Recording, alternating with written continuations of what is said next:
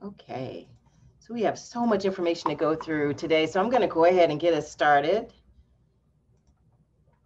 So welcome again. Thank you so much for joining us today. My name is Trina Thompson, and I just wanted to, again, thank you for joining us and prepare for a great session today. As you may know, August is Black Philanthropy Month. Black Philanthropy Month is a global celebration and a concerted campaign to elevate African descent giving. Created by Dr. Jackie Copeland and the Pan-African Women's Philanthropy Network, BPM launched in 2011 to commemorate the United Nations Year and Decade of People of African Descent. Since its inception, BPM has reached around 17 million people and became increasingly year-round. Diaspora initiative that illuminates the ingenuity and transformative impact of generosity in Black communities. The chief objectives of BPM are informing, involving, inspiring, and investing in Black philanthropic leadership to strengthen African American and African descent giving in all its forms for the benefit of our planet, our communities, our organizations, and our lives. We are excited to join in this work here locally and regionally. Which brings us to today.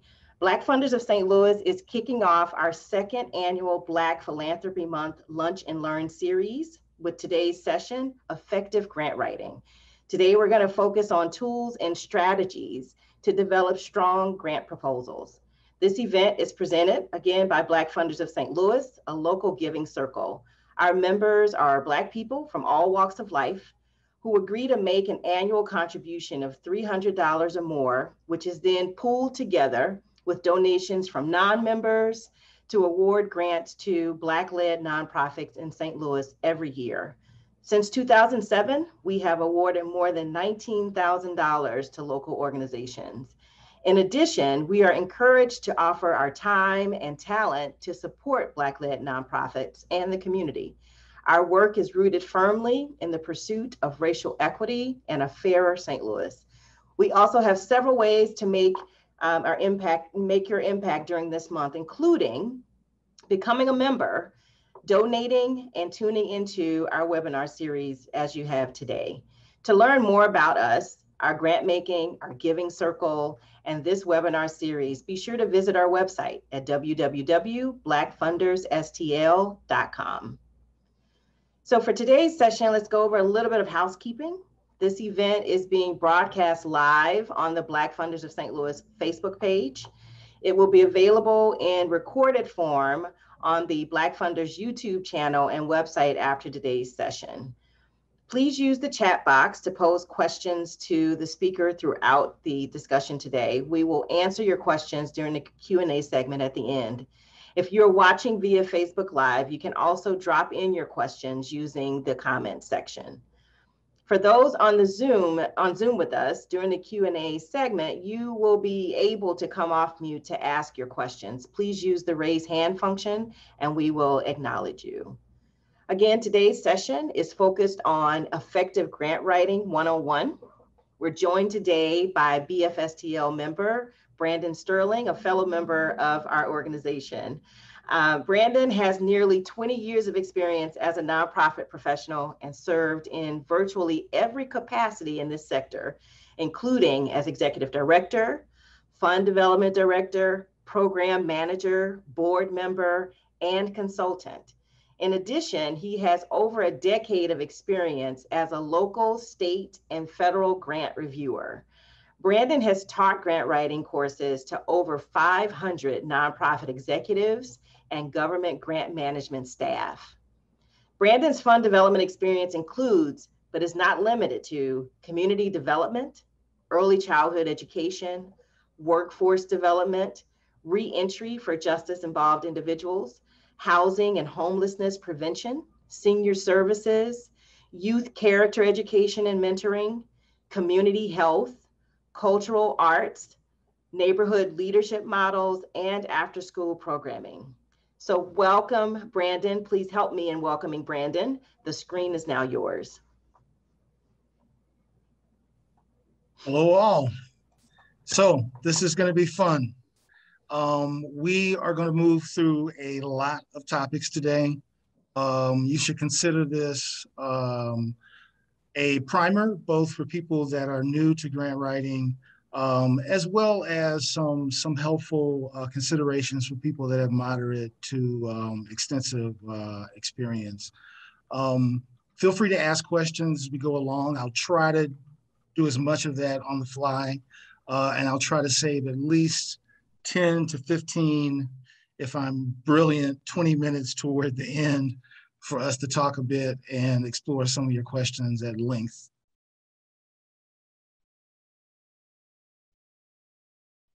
One second, trying to get through my slides here.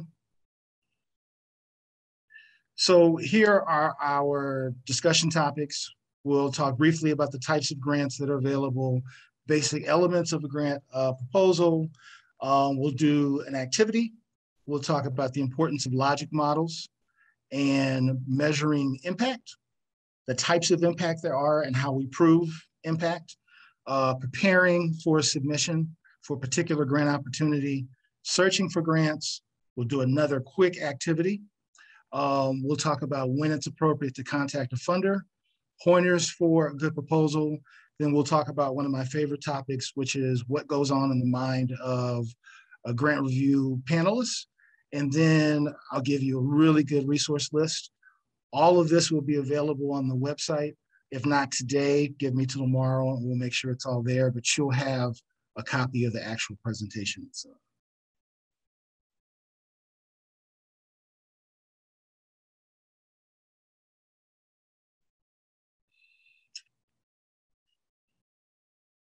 So there are some basic areas we talk about for grants. A grant is essentially an award of financial assistance that's been given to a recipient in exchange for work toward a charitable purpose or for the public good. These are some basic types. There are other versions of this or nuances within each one, but we'll keep it simple for today. There's operating support, what we call unrestricted funding, which is really meant to support daily operational needs and doesn't necessarily mean it's tied to any specific program or purpose. There's capital support, what we call bricks and mortar, which is money that's really meant to support the acquisition or redevelopment or improvement of physical property. So that can be a building, that could be land, that can be acquiring things that you need if you do transportation, vehicles. Then there's program grants, which is what most of us are familiar with. That's when a funder gives us money in exchange for a specific service or intervention that is named and explained in detail. We secure funding by submitting a detailed submission or application or proposal in response to a request for proposal, or sometimes called a request for bid.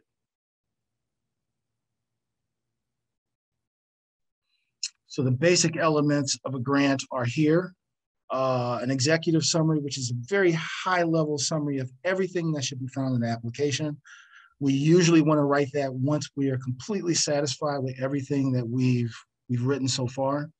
An organizational description, which can include everything from your history, your mission, all of the types of services that you offer. Sometimes we make the mistake in the grant application of using this section to start talking about what we want for our funding request too early. This is about everything that we do, right? Any past successes, any really kind of hallmark accomplishments, and describing your experience. Sometimes you might see a request to really describe staff credentials, give bios. Sometimes when you start talking about government grants, those might be attached at the end of the application. A needs statement, which is who we serve, what problem they face, the level of urgency it is that's associated with that, and most certainly we are providing data, right?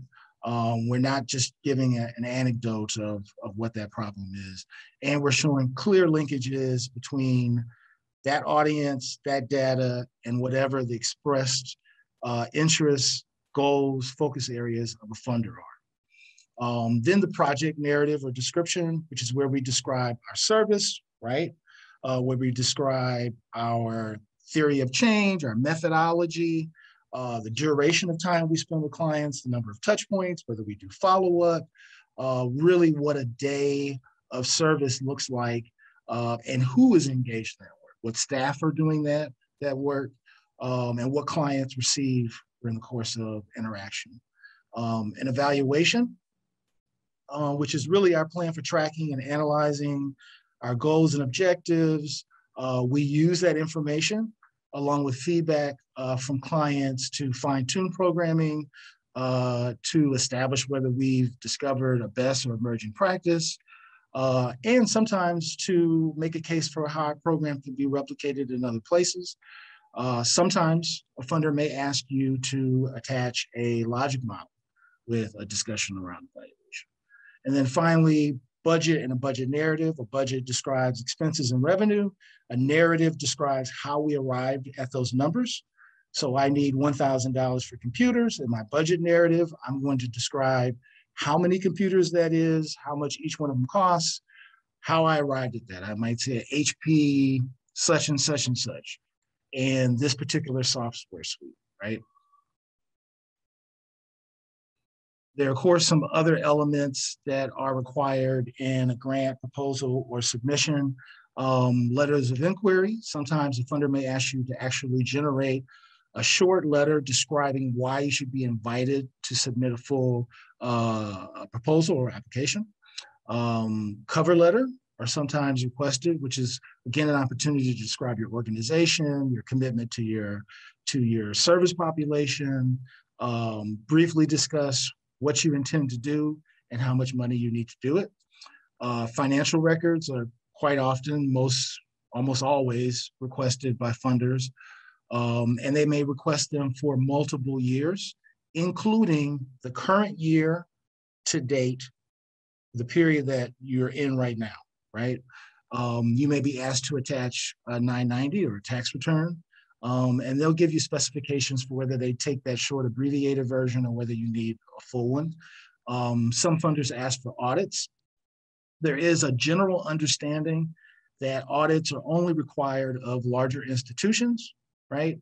And at the federal level, depending on what department you're working with, you generally wouldn't have to do an audit unless you're expending somewhere between $500,000 and $750,000 of federal money during a fiscal year or really a project period.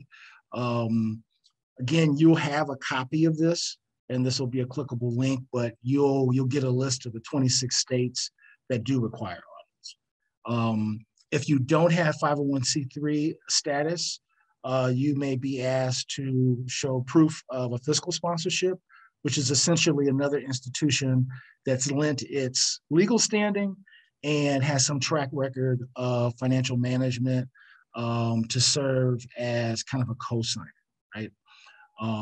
Logic model, which we've discussed, a memorandum of understanding. So years ago, we used to do support letters, which is essentially, they're a great institution. I love what they do.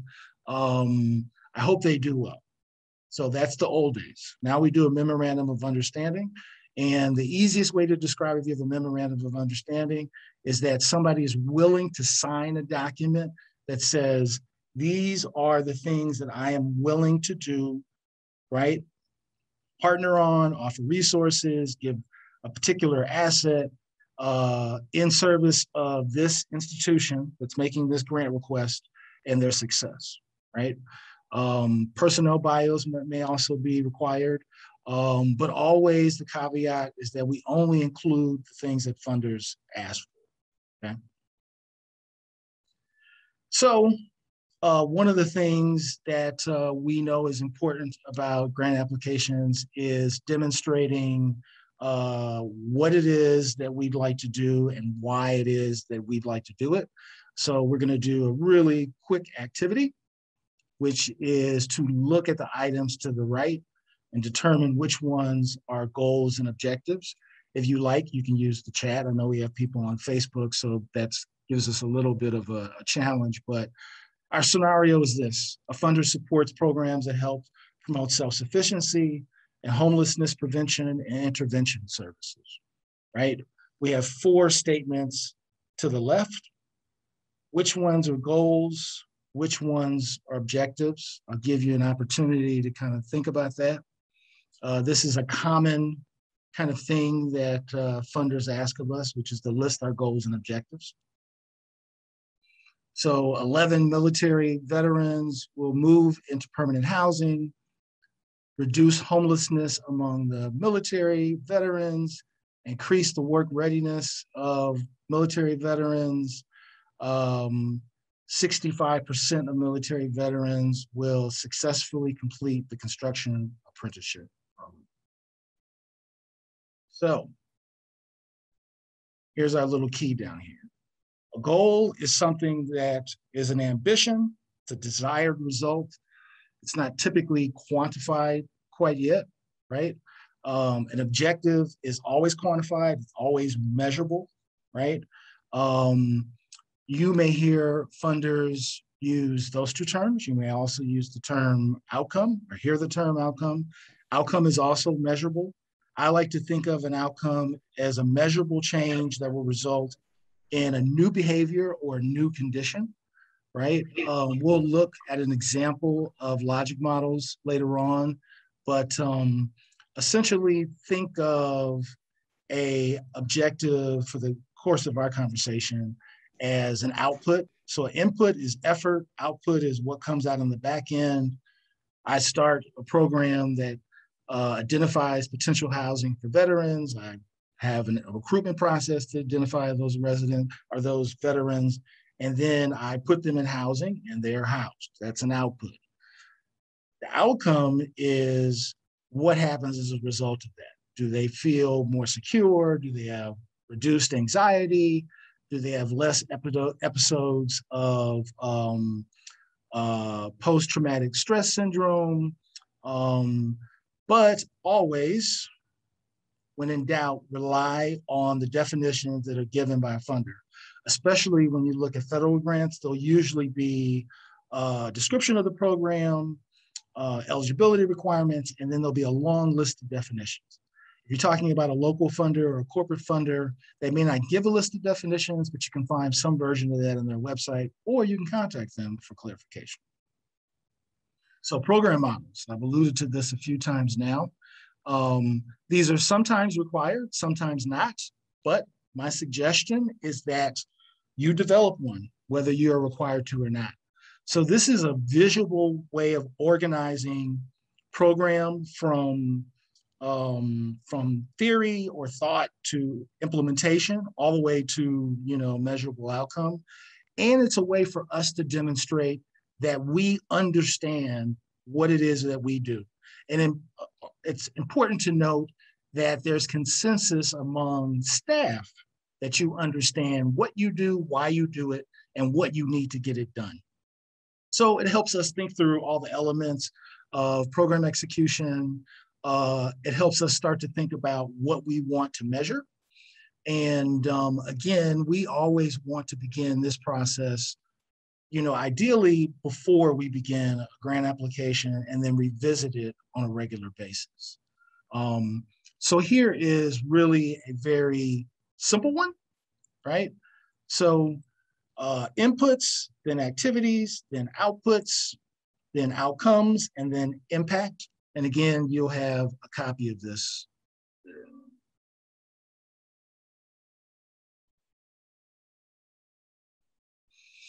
So when we talk about impact, there are really 2 main categories of impact. That's program level. So that's the impact that your service or program has on its participants or your service population.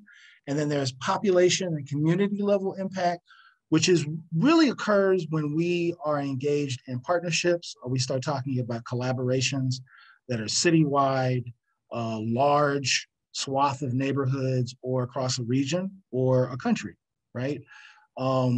You are not responsible as a single service provider for contributing toward a community level impact, a specific measurement. But you want to do your program level impact because that does contribute toward that region, right? So how do we prove impact? There are two ways. I was posed the question a few weeks ago of how do we prove impact? And I'm a little nervous about numbers, but here's the reality, which is that a good nonprofit professional is engaged in proving impact on both of these two levels, both anecdotally and quantitatively, right? So quantitatively is numbers of people served, numbers associated with, so let's say you're doing behavioral health, and one of your, the outcomes that you're measuring is the number of times somebody has exhibits anxiety or has some type of emotional outburst over the course of their time with you, right? So you record that, and that's important, right? That's critical. But you might also collect narrative from that participant about how the process made them feel. So I got to see a therapist, I got new medication, I was taught how to advocate for myself and use resources, how to explain my condition to family members or to colleagues. And as a result, I feel that I have less anxiety, I have less stress, I feel more informed, right? So outcomes are about changes in behavior or attitude or environment. We want to always be tracking both of those things. So for organizations that are new, I know a lot of times it's hard to think about impact because you really haven't had a lot of work under your belt. At least one of the things that you can do to give funders the confidence that you will work toward impact, right? Positive impact, is to research programs that are like yours that are considered models or best practices or emerging practices, and show correlations between your approach to service, right? And their approach to service as an assurance that you're on the right track. So in preparing for submissions, we have to look at a number of things. Determining eligibility. So in a little while, we'll do a grant search. So we're concerned with the funders' expressed applicant types. So they may say you have to be a nonprofit with a 501c3, or we accept nonprofits that have a fiscal sponsorship and don't have their own tax-exempt status. They might say this is a grant that's only for housing authorities, right? The budget range, they may say they only work with organizations that have an annual operating budget of $20,000 to $10,000. For example, Black Funders has a grant cycle that opened on August the 1st. You have to be engaged in civic engagement work. There's a definition of that on the website, by the way. And your operating budget can be no more than $250,000 a year. So we have a budget range for you, right? Service area, somebody might say we only accept applicants who serve clients in the city or the county or in Missouri, right, or Illinois. Funding priorities, which can be we're focused on housing, we're focused on early childhood education, we're focused on mental health interventions for children aged 10 through 20, right? And then program type. We want to be clear about whether they're interested in existing programs, expanding existing programs, new programming, or pilot programming. From there, we want to assess our capacity to do the work that they've said they're willing to fund. Do you have the operational experience? Is your program ready to go? Have you worked out your kinks, right? Have you done it enough that that particular funder can have the confidence in you to do it again and do it reasonably well on a consistent basis? Have they described a level of complexity that you're prepared for? Do they expect you to have partnerships? Again, something in conversation I had a few weeks ago is that partnerships begin before grant opportunities open. Most funders expect you to express an existing relationship, and they will ask you to describe that. There's not a lot of room to filibuster there. Do you have the proper staff? Is your program sustainable?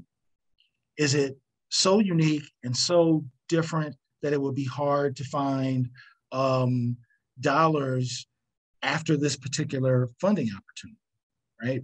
So we will talk about grant review panels later and talk about grant searches. And we want to remember that no funder wants to be responsible for keeping you afloat, right? So sustainability is important. So research, you have to know your work. You have to know what other people in your field are doing. You have to be reading and educating yourself on a regular basis. You need to know best practices. You can contact a funder to learn more about their funding opportunity, about their focuses, about what types of things they're really excited about or concerned about in the community. You need to study some of the programs again, and you need to determine whether or not you need matching funds and where you would find them. There are grant applications that will say, list all the funders that you have already in place or the funders that you intend to contact after you've submitted to us, right? We always want to work toward having a formalized curriculum. I always tell people that the best way to know whether or not you have a formalized curriculum is if you die or you win the lottery, can somebody execute that program to fidelity without you? If the answer is no, your program is not formalized and you need to get there, right? That's a part of demonstrating your capacity, quite frankly. And whether or not your program is organized and intentional and prepared to really turn out outcomes for a funder. You need to start thinking about things like cost per person, especially if you're looking at government funding. Certainly, no matter what funders you're looking at, you need to know what your projected expenses are, what types of staffing needs you have now, and what types of staffing needs you would have as you scale up. Which brings me to my next point is that funders are interested in programs that can be replicated or scalable, right? So we know that most of our work, there is unfortunately a ton of need, and we need to be able to demonstrate that as our organization matures, we'll be ready to answer that question, right? Or answer that need. So there are a number of ways to search for grants. If you're looking for a federal grant, by far the best place to start is grants.gov. In a minute, we'll go to that website for our activity. It is leaps and bounds better than it was 10 or 15 years ago. It's fantastic and it's free to use. You can set up alerts, so you can set up particular types of searches and then have it email you alerts when things applicable to your interests pop up. When you start talking about grants outside of the federal arena, these are really the three sites that I trust the most. There's GrantWatch, there's GrantStation, there's Foundation Center. There is a financial commitment, but what do we know? It takes money to make money. There are times of the year where you can get things like GrantStation at a reduced cost through a website called TechSoup or directly from their own website. And in addition, you can go to the downtown library, the city of St. Louis, and you can sit at a computer and you can use Foundation Center for free. And just as, you know, I guess as a disclaimer, that $3.99 a year is like the base access to Foundation Center, but it is a fantastic resource. Researching foundations, you can use GuideStar, you can use Charity Navigator. I usually start at GuideStar. My recommendation is that you always look at 2 to 3 years of tax returns for foundation, right? You're looking for organizations that are similar to you in work and size. You're also looking to see proof that they actually fund in the place that you're from, so your city or your state. And what you're gonna do is use that to create a recommended ask. So what you would tell you and your staff, I think we should ask for this amount of money. They say they give between 10 and 100,000, but most St. Louis providers that do homeless prevention with veterans are only getting about 30 to 50 grand. Based on the size of those institutions, I think we're at 40,000, right? So here's a chance for you to look like a genius when those grant reviewers look at your application. Somebody finally understands us, right? But it's important to do that, right?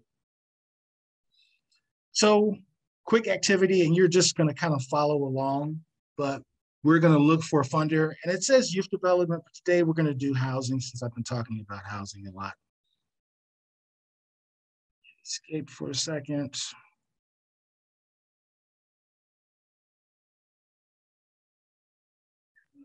Browser.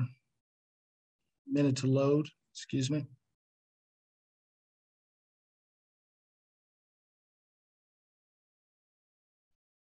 So in a minute, we're going to open up grants.gov. I'll walk you through a really basic grant search.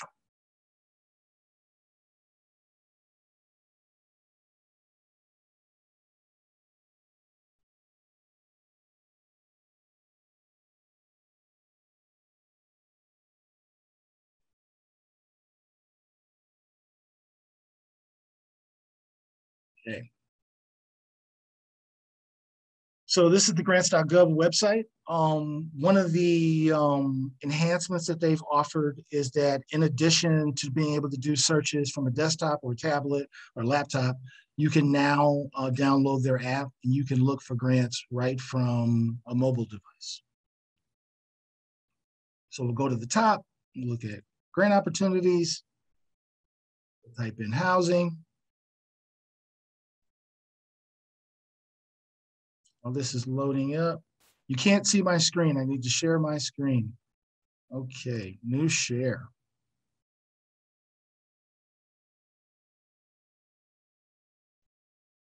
Can you see my screen now?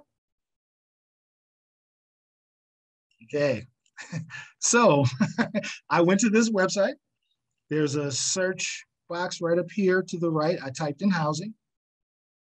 So now that I'm here, one of the first things I'm going to do is I'm just going to double check on the side. I'm going to say that I'm looking for grants. I'm going to say that I'm looking for nonprofits. And you'll notice in some of these choices, you can see that they have options for for-profits. So some of those are like procurement contracts with the federal government, right? So I'm going to leave it at those two options. I said, tell me to find grants, or find grants for me, find ones that require I have a 501c3. I'm going to go to the first one, which is Resident Opportunity and Self-Sufficiency Program.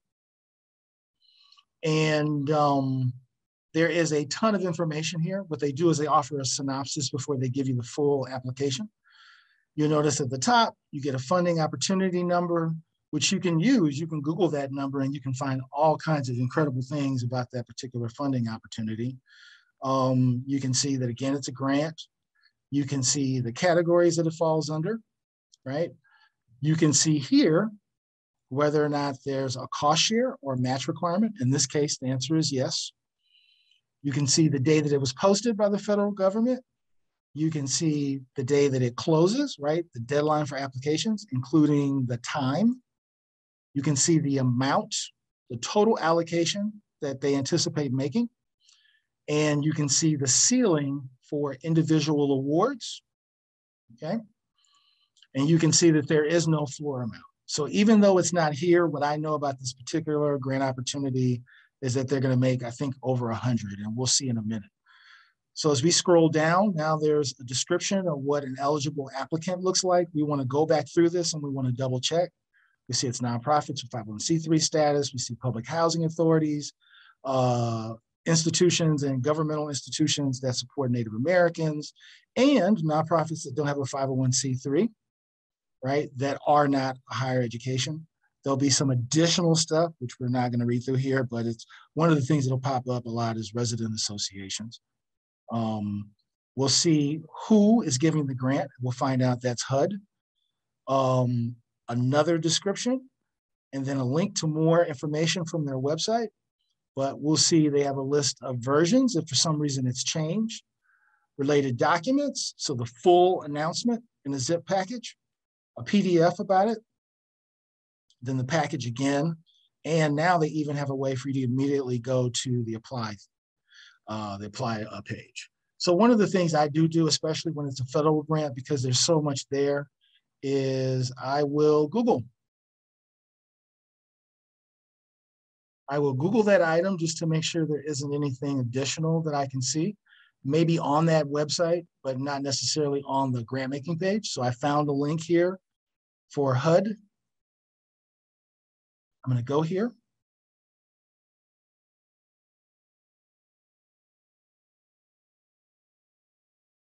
Now there's this full, nice, pretty narrative that describes the program, its core functions. So this, in their case, are their program focus areas, right? Their priorities. Areas of need, people that need to be served, needs, problems that need to be addressed. And here we see right here under available funds, now we see how many awards they believe they're going to make, 125. We go all the way down here. Since we can't do a 990, a tax return search for the federal government, we go to their website and we can find a list of grantees, which I have already pulled up in an Excel sheet.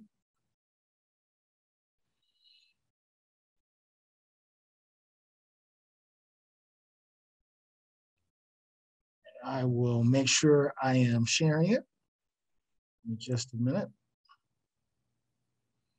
So this Excel spreadsheet is a list of grantees who recently got this Ross money. So why is this important? It's just like when we're doing corporate and family foundation searches, we want to get a sense of what our level of competitiveness is, the likelihood that we would get an award. So I'm going to start to search through this list, and I'm going to start to look for organizations that might be similar to our own. Since this is a hypothetical exercise, there is no one to compare it to. But what we do notice is resident associations and housing authorities are the primary recipient, right? There are some various organizations that don't fall into that, like this Macon Housing Moving to Success program. I might try to figure out what city that is and whether or not they have a housing authority with diminished capacity, right? But essentially, if I'm working for a regular nonprofit, what's one of the first things I want to know? Is St. Louis Housing Authority intending on applying for this? Is the St. Louis County Housing Authority, or do they have an equivalent of that? Are they intending on applying for this? Okay. So I'm going to go back to the PowerPoint for a second. Give me just a minute.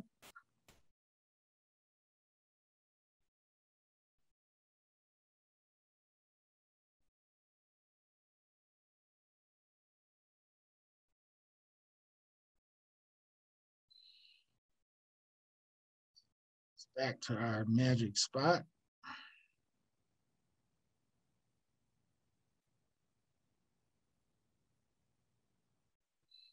So again, the things that are important for us are answering these magic questions. Do they serve my city, region, country? Do their funding priorities match my project? Am I the right applicant type? And do they accept unsolicited proposals, right? So generally speaking, an RFP is a good indication someone accepts unsolicited proposals.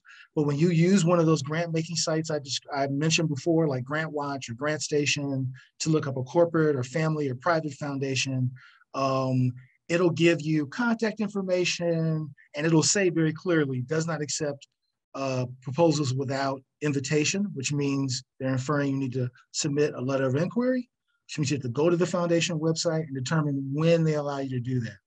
I always tell people there are about, I think at this point, about 1,600 charitable foundations registered in the state of Missouri. Most of them do not accept unsolicited applications. They need to know you. They come and find you first. So you definitely don't want to contact them unless you know they take unsolicited applications. Which brings us to the question of when do we contact funders in general? So we know they have an application process or a grant cycle. We know they take unsolicited applications. They have an open RFP process. We contact them before we submit an application. If we're unclear about what they do or definitions associated with the work or how they describe their program focus area, or if they say they want an audit and you know you're a small institution and you can't afford that, and they don't offer some explanation of where they cut off that expectation, we contact them unless they expressly say don't contact us. I'm going to ask a quick question, and anybody that's in chat, tell me, even if the website says you can contact them, what is the one time we do not contact a funder?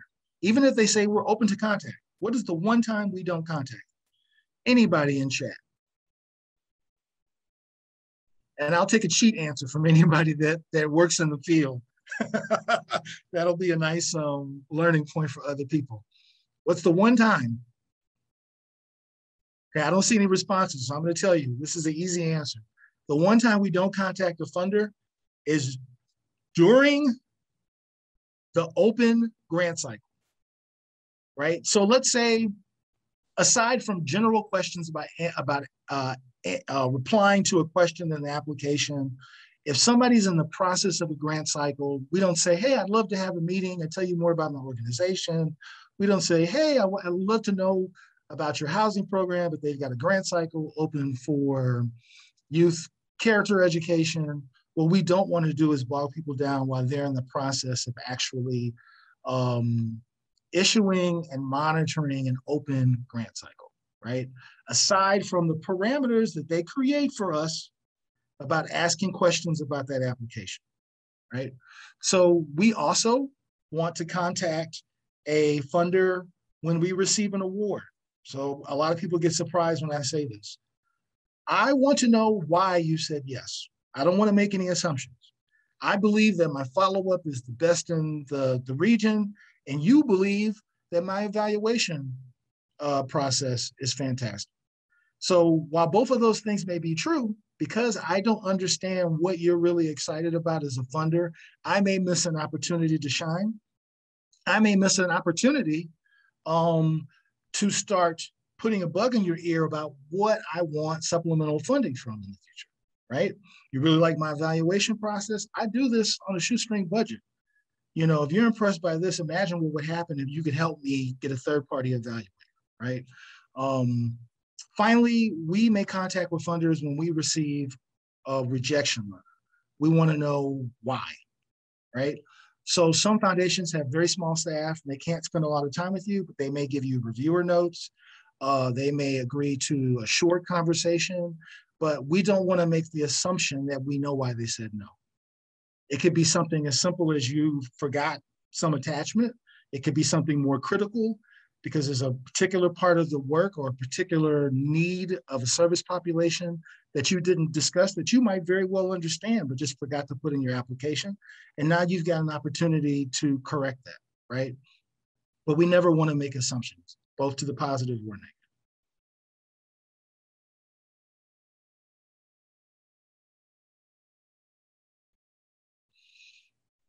So let's do a quick check-in, right? So what constitutes a good proposal? It states exactly what you intend to do, when you're going to do it, how you're going to do it, who's going to be involved in that work, who will benefit from it. And it only asks for money and resources for the things that you've actually discussed. So my ongoing joke, it's a terrible joke, which is don't ask for a barbecue grill in your budget and you haven't just described barbecuing in the actual application, right? So we don't ask for resources unless we've described them somewhere in that project description or narrative. We want to make sure we're compliant. We want to understand what a funder's priorities are. We want to follow every guideline that's in the request proposal. We want to make sure we've spent time at their website, and we want to avoid or we want to break out our acronyms and special phrases that are particular to our sector and make sure they're easy for anyone to understand. We'll talk about grant review panels a bit, so just remember that thought. Jargon has to be minimized. We want to make sure that whatever we do is data and research-based, what they call scientifically based, right? So we want to cite and prove that we use best practices. Years ago, I was teaching a grant writing class and I had a woman stand up and I said, tell me why your nonprofit exists. She says, we do obesity reduction. And I said, why do you exist? Why does your organization exist? So this is an opportunity to talk about your theory of change, your approach to service. And she said, well, we exist because we know that there are lots of people battling obesity in the United States. So obviously there are no effective programs. Well, that's not true. There's tons of research to describe that, right? So if she had approached a funder in that way, they would say, she doesn't know her sector, okay? Lastly, we want to make sure that we create a nice balance between both innovation and what is realistic and achievable, right? It can't be so easy that anyone can do it, right? And it can't be so, you know, similar to other things that we aren't always striving to find a better approach to serve people. So creative approaches to problem solving. So we grew grant review panels. So having served at both the local, state, and federal level, I have a lot of thoughts on this subject, and it's not brought up a lot of times in grant writing courses, but essentially a panel is composed most usually of community members who are volunteers, staff at some foundations, or donors at some foundations, especially if it's a family foundation, right? Or if it's a donor, it's funded by a donor advised fund. That donor might be involved in evaluating applications. All of those individuals do not have expert level knowledge of what it is that you do and what it is that you're proposing, which is why we stay away from jargon. We make the assumption they do not understand my jargon and my acronyms, so I'm either not going to use them or I'm going to always explain them.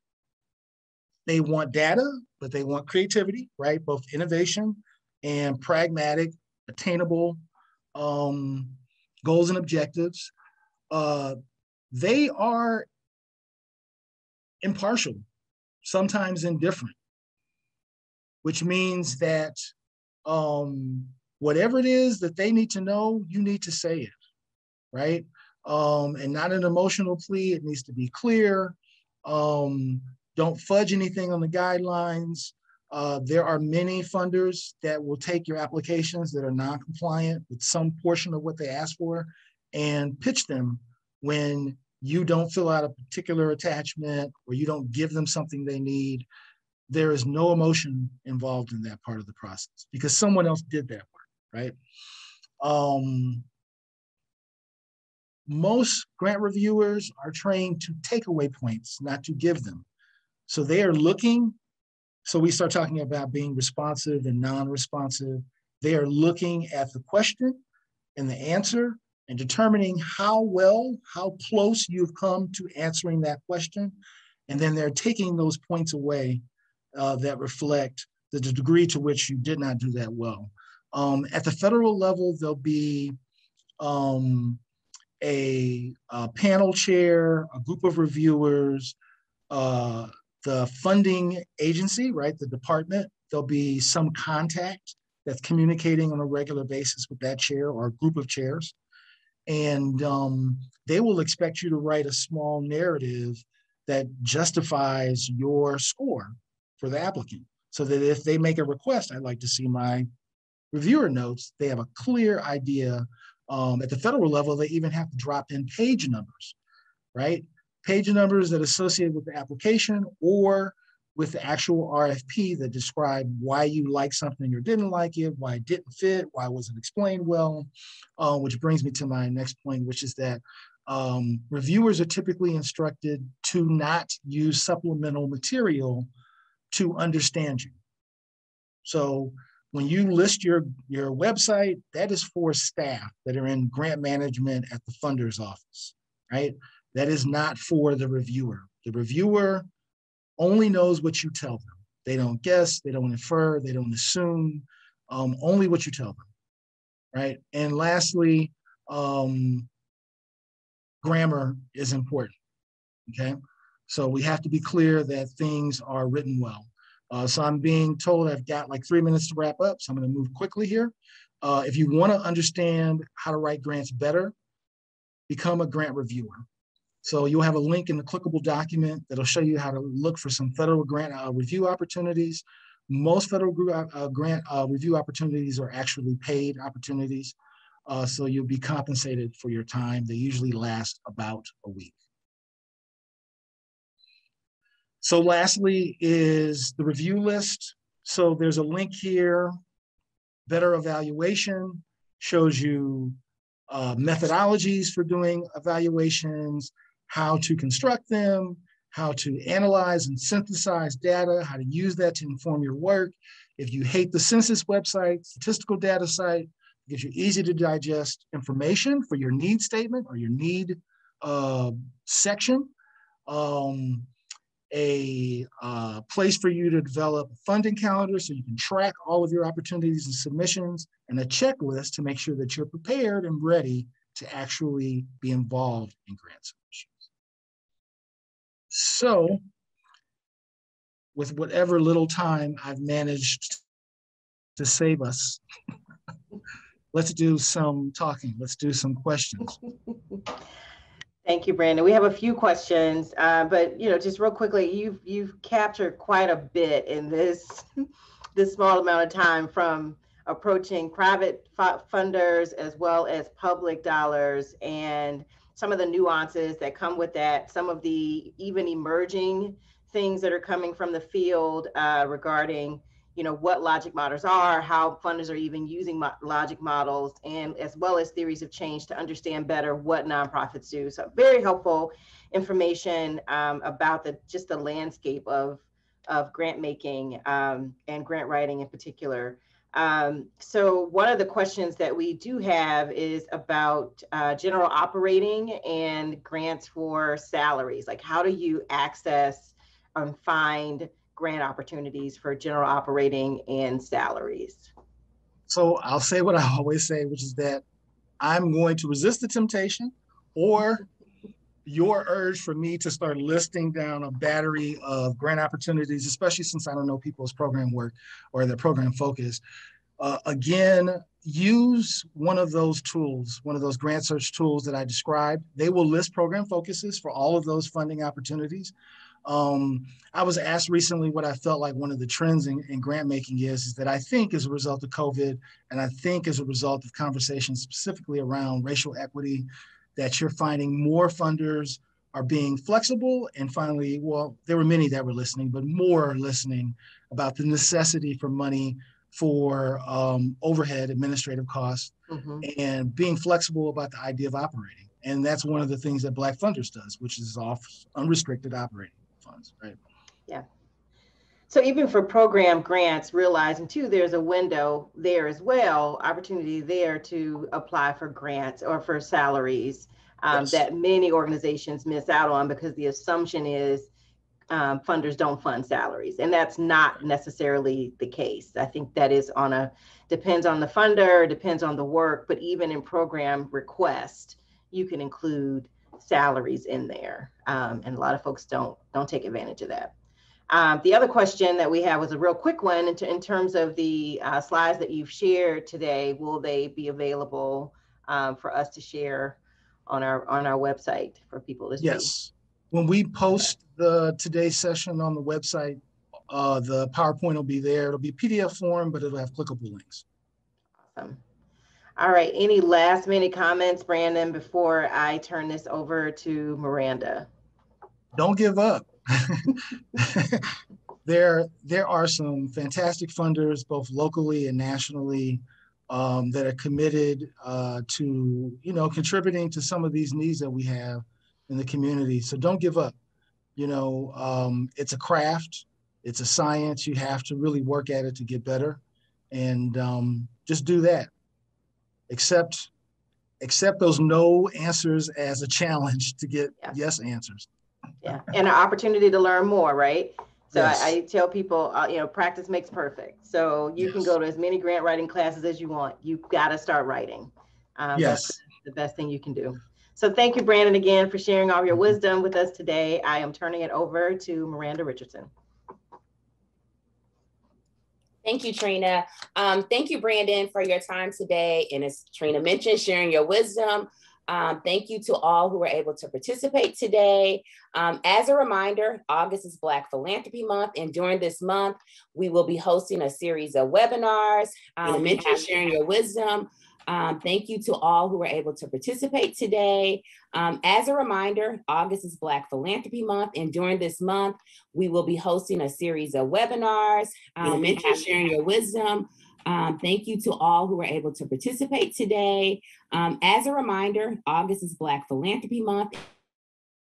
Yeah, August is Black Philanthropy Month. And so you just saw a slide with 3 additional webinars that we will be hosting this month around HR, program evaluation. And next Tuesday, we will be hosting our first grant informational session. So as another reminder, our grant cycle is officially open. It opened on August 1st. It closes August 31st. We're looking to provide support around civic engagement. As Brandon mentioned earlier, more information is available on our website. Please feel free to visit our website to learn more about the funding opportunity, and also feel free to register for the upcoming webinars. Next Tuesday will be the informational for the upcoming grant cycle, so please feel free to circulate any of the information for webinars. We just ask that you register. All webinars are complimentary for nonprofit organizations. Also, as a reminder, with Black Philanthropy Month, we're encouraging everyone to figure out how you can get involved. There are several ways to support the mission of Black Funders of St. Louis.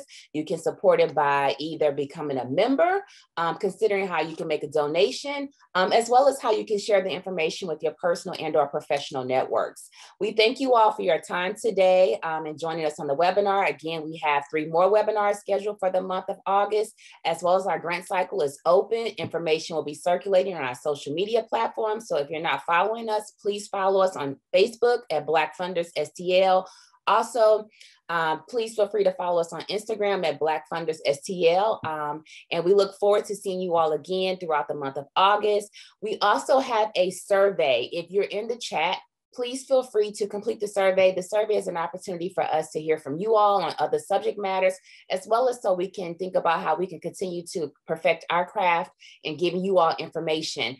Thank you all again for your time. Thank you again, Brandon. We look forward to seeing you all at upcoming webinars. And again, the grant cycle is open. Thank you.